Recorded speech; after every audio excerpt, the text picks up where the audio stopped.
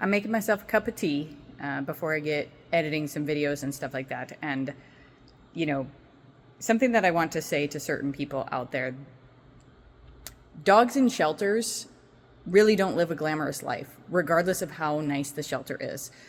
Most shelter dogs are only getting walked once a day, maybe twice a day. Most shelter dogs are not given the opportunity to be in play groups or to be played with by the staff. The staff is overwhelmed. It's run by volunteers.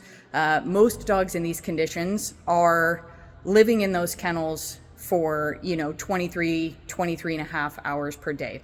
So anybody on the internet who says that, if you work 8 hours a day, you shouldn't own a dog. If you can't walk your dog every day, you shouldn't own a dog. If you can't afford to feed your dog the highest quality raw food, you shouldn't own a dog.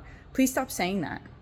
Please stop saying that, because there are people who work 8 hours a day who would love to go adopt a dog from the shelter and give it a genuinely good life and spend the weekends and holidays with this dog and the evenings and the mornings with this dog and their lunch breaks with this dog. They would love that, but now they feel discouraged. Now they feel like, well, maybe I shouldn't go adopt a dog, or maybe I shouldn't, foster a dog. Maybe I shouldn't do these things because I'm not equipped to do that.